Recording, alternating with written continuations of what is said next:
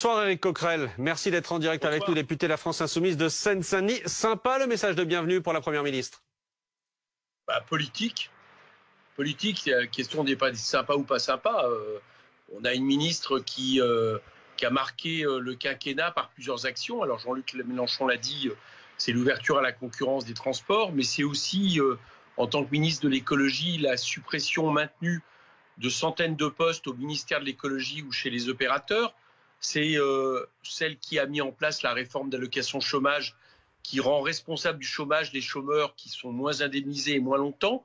Et puis c'est celle à qui Emmanuel Macron avait confié la tâche de ce projet de retraite, heureusement qui a échoué pour le moment. Mais vous lui accordez aucun crédit à son arrivée.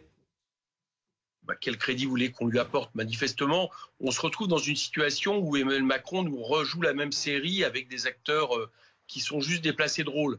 Donc il a une secrétaire générale, parce que c'est un peu comme ça que sont ses premiers ministres, qui remplace M. Castex et qui, le moins qu'on puisse dire, n'a pas montré une moindre tendance politique vers la gauche pendant ce quinquennat. Au contraire, elle a largement œuvré à casser le modèle social français.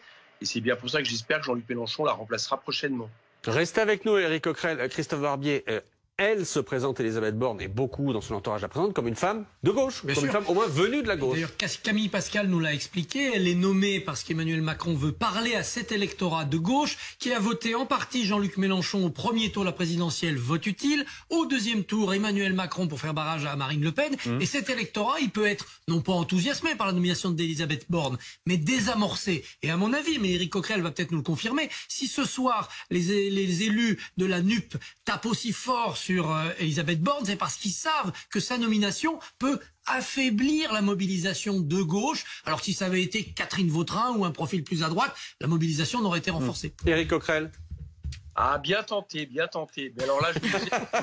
Non, sérieux. Moi, toute l'après-midi, vous voyez, à Saint-Denis, Carrefour Pleyel, j'étais dans un quartier et les gens apprenaient au fur et à mesure la nomination d'Elisabeth Borne. Alors, je peux vous assurer que c'était pas du tout votre analyse, c'était plutôt l'idée, Macron, c'est la continuité, quoi. On a eu Macron 1, on va avoir Macron 2, avec les mêmes.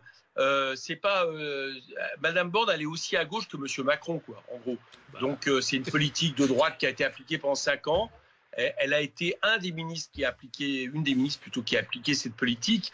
On va pas nous faire prendre. Les gens sont pas stupides, les Français sont pas stupides, ils ont très bien compris.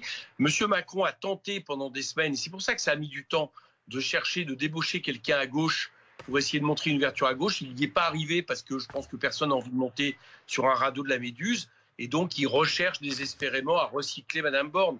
Mais chacun constate que c'est des vieilles recettes, quoi. Mais vous ne dites pas un mot, Éric Coquerel, du fait qu'on ait ce soir une femme à Matignon pour la première fois depuis plus de 30 ans. Si, ça c'est positif. Voilà, je vous le dis, ça c'est positif. Parce que ça a été trop rare. Mais le fait que ce soit ça n'implique pas le fait que ça va rester une politique de droite. Donc moi je me réjouirais de savoir qu'à Matignon ou dans un gouvernement il y aura beaucoup de femmes et qui appliqueront une politique de gauche, ce qui n'est pas celle de Madame Borne.